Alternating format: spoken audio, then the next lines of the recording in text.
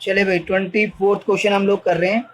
ए और B partners हैं, 3:2 में शेयर करते हैं और ये हम रिलेशन अकाउंट बना रहे हैं। पहले एसेट्स ट्रांसफ़र कर लेते हैं। कैश एट बैंक ट्रांसफ़र नहीं होगा, वो तो बैंक अकाउंट बनेगा। ठीक है, बैंक अकाउंट में चला जाएगा। स्टॉक है आपका 6000, डेटर्स 19000, फर्नीचर है 4000, प्लांट है आपका 28000 और इन्वेस्टमेंट्स हैं आपकी 10000 की। बाकी पीएनएल का डेबिट बैलेंस और राइट ऑफ हो जाएगा डायरेक्ट कैपिटल अकाउंट में। लायबिलिटीज में क्रेडिटर्स हैं 38,000, मिसिस बी का लोन है 10,000। पार्टनर का लोन ट्रांसफ़र नहीं होता, लेकिन ये पार्टनर की वाइफ का लोन है, ये ट्रांसफ़र होगा। फिर उसके बाद लोन बाय बी है, वो पार्टनर का लोन है, वो ट्रांसफ़र नहीं होगा, वो अलग से लोन अकाउंट बनेगा और उसमें पेमेंट हो जाएगी। बना के दिखा देता हूँ। ये देखिए, ये रहा बीज लोन अकाउंट। यहाँ आ जाएगा बैलेंस ब्रॉट डाउन, बी का लोन 15,000 है और यहाँ पेमेंट हो जाएगी बैंक अकाउंट के थ्रू। 15,000 की पेमेंट हो गई, दैट्स इट। बस लोन अकाउंट बन गया। पार्टनर का लोन अकाउंट अलग से बनता है। उसका रीज़न ये है कि उसका रीपेमेंट पहले आउटसाइडर की पेमेंट होती है, उसके बाद होता है। लेकिन अगर पार्टनर की वाइफ का लोन है तो, या किसी भी रिलेटिव का लोन है, वो ट्रांसफ़र होगा बाकी लायबिलिटीज़ की तरह। फिर रिजर्व से वो डायरेक्ट कैपिटल अकाउंट में डिस्ट्रीब्यूट कर देंगे। फिर कैपिटल के बैलेंस वो कैपिटल अकाउंट में चले जाएंगे। नीचे लिखा हुआ है कि फर्म डिसॉल्व हो गई है। A took over investment at an agreed valuation of 8,000। He also agreed to settle loan by Mrs A. तो एसेट और लायबिलिटी दोनों लेके जा रहा है। इन्वेस्टमेंट लेके जा रहा है वो 8,000 में, तो कितने की थी उससे मतलब नहीं है, वो 8,000 में लेके जा रहा है। तो यहाँ हम कर देंगे ए लेके जा रहा है, एज कैपिटल अकाउंट, ब्रैकेट में अपने रेफरेंस के लिए लिख दीजिए इन्वेस्टमेंट 8,000। और वो कह रहा है कि मिसिज ए का लोन मैं सेटअप कर दूंगा, तो ये भी एज कैपिटल अकाउंट और ब्रैकेट में मिसिज एज लोन 10,000। तो याद रखना आप, एसेट्स जब ट्रांसफ़र होती हैं तो रिलेशन के डेबिट में होती हैं, और जब कोई पार्टनर एसेट ले आता है तो क्रेडिट में आ जाता है, उसके रिलेशन के क्रेडिट में आ जाता है उस पार्टनर के नाम से। और लायबिलिटीज़ रिलेशन के क्रेडिट में ट्रांसफ़र होती हैं, और जब कोई पार्टनर लायबिलिटी पे करता है तो रिलेशन के डेबिट में आ जाता है उस पार्टनर के कैपिटल अकाउंट के नाम से। इसके बाद क्या लिखा हुआ है, अदर एसेट रियलाइज्ड। बाकी कितने में रियलाइज हुए दे रखा है, तो यहाँ मैं बैंक अकाउंट लिख देता हूँ और जो जो रियलाइज हुआ वो देख लेते हैं। स्टॉक 5,000, इसके बाद डेटर्स 18,500, इसके बाद फर्नीचर है 4,500 का,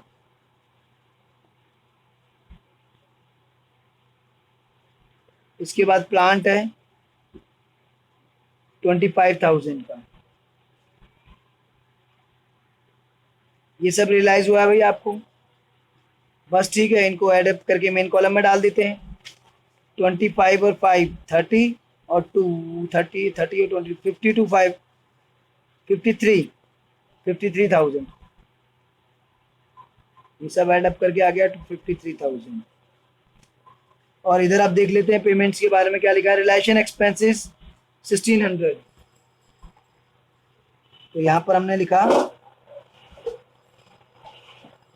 bank account relation expenses 100। Creditor agreed to accept 37,000 in full settlement of their claim. तो क्रेडिटर 37 में मान गए, तो ये मैंने लिख दिया क्रेडिटर्स। लोन मिसिज ए का लोन तो ये ले ही गया था, पे करने को तैयार हो गया था। That's it. ये लाइबिलिटीज भी पे हो गई, टोटल आ गया 38,600। ठीक है, अब इस अकाउंट को क्लोज करके प्रॉफिट लॉस निकालना है हमें, रिलायशन का प्रॉफिट आता है कि लॉस आता है। तो चलिए चेक करते हैं कौन सी साइड एक्स्ट्रा है, प्रॉफिट है कि लॉस है।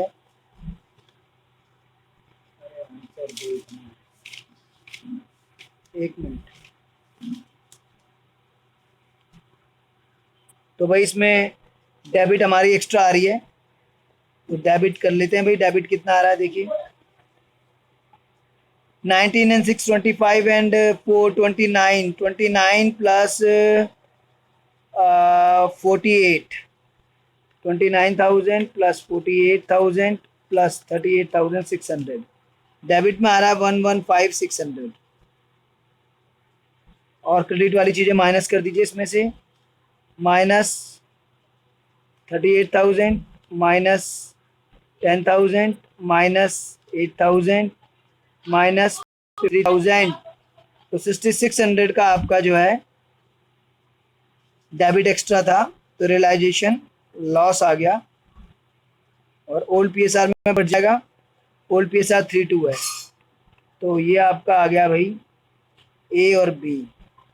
32 है, 3960 और 2640, ये आपका रियलाइजेशन लॉस बढ़ गया। चलिए अब पार्टनर्स कैपिटल अकाउंट बना लेते हैं हम फटाफट फटाफट से। सबसे पहले बैलेंस ब्रॉट डाउन डाल देते हैं। ब्रॉट डाउन है 10 और 8। बैलेंस शीट में जनरल रिजर्व है, रिजर्व ओल्ड पीएसआर 32 है, रिजर्व हमें 5,000 की दे रखी है, तो 3K 2K। राइट ऑफ कराने को एसेट साइड पे पीएनएल है 7,500 का, 4,500 और 3,000, 3:2 में राइट ऑफ हो गया। रिलायशन के लॉस बांटे थे हमने, लॉस अपने रेफरेंस के लिए लिख लो लॉस। रिलायशन के लॉस हमने बांटे थे 3,960 और 2,640, ये रिलेशन लॉस हो गई।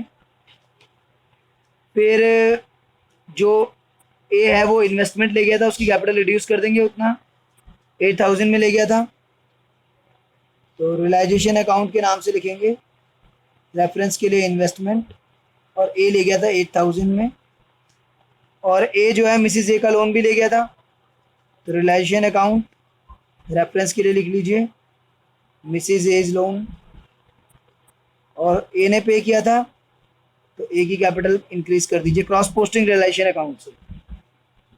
ठीक है, और तो कोई पार्टनर कुछ नहीं ले गया था, जो पार्टनर एसेट लायबिलिटी ले गया वो चढ़ गई, रियलाइजेशन का प्रॉफिट लॉस चढ़ गया, बैलेंस शीट में जो चीज़ें थी वो भी हो गई। That's it. अब इनकी फाइनल पेमेंट निकाल लेते हैं भाई, कितनी कितनी बनती है। चलिए ये देखिए, ए के क्रेडिट में है 23,000, और 23,000 में से हम माइनस कर देते हैं माइनस 4,500 माइनस 3,960 माइनस 8, तो भाई ये हो गया आपका 6,540, ये इसका पेमेंट निकल के आ गया बैंक अकाउंट। ये हमारा आ गया बैलेंसिंग फिगर में, इसकी इतनी हमें पेमेंट करनी है। दूसरे की देख लेते हैं भाई, दूसरे का क्रेडिट में है 10,000 बी का, और 10,000 में से डेबिट में है 5,640, तो इसकी पेमेंट आ गई 4,360 की। अब 20 लोन अकाउंट हम बना ही चुके हैं, लोन है लायबिलिटी है, ओपनिंग बैलेंस क्रेडिट कर दिया और पेमेंट कर दी डेबिट में बैंक के थ्रू। अब बैंक अकाउंट देखिए, बैलेंस ब्रॉट डाउन, बैंक का ब्रॉट डाउन है हमारे पास 11,500।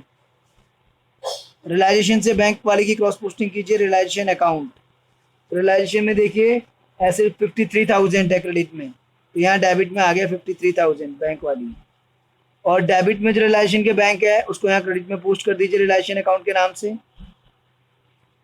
ये आपका 38,600। इसके अलावा 20 लोन अकाउंट की क्रॉस पोस्टिंग कर दीजिए, बी इज लोन अकाउंट, जहाँ जहाँ जिस अकाउंट में बैंक लिखा है उस अकाउंट से आप क्रॉस पोस्टिंग कर दीजिए। फिर इसके बाद आपका कैपिटल अकाउंट से क्रॉस पोस्टिंग कर दीजिए। A is capital account, B is capital account, ये है आपका ए का 6540 और बी का 4360। अब देखते हैं भाई नीचे का टोटल सेम आता है कि नहीं आता है हमारा दोनों साइड। तो भाई डेबिट में 53,000 प्लस 11,500, ये आ गया 64,500। क्रेडिट में देखिए 38,600 प्लस 15,000 प्लस 6540 प्लस 4360, ये आ गया 64,500। मैच हो गया भाई बैंक अकाउंट, तो इसका मतलब सही है। तो इसमें बैंक अकाउंट मैच हो जाता है। जनरल एंट्रीज देख लेते हैं भाई, ओरली डिस्कस कर लेता हूँ मैं जनरल एंट्रीज की। सबसे पहले एसेट ट्रांसफर करेंगे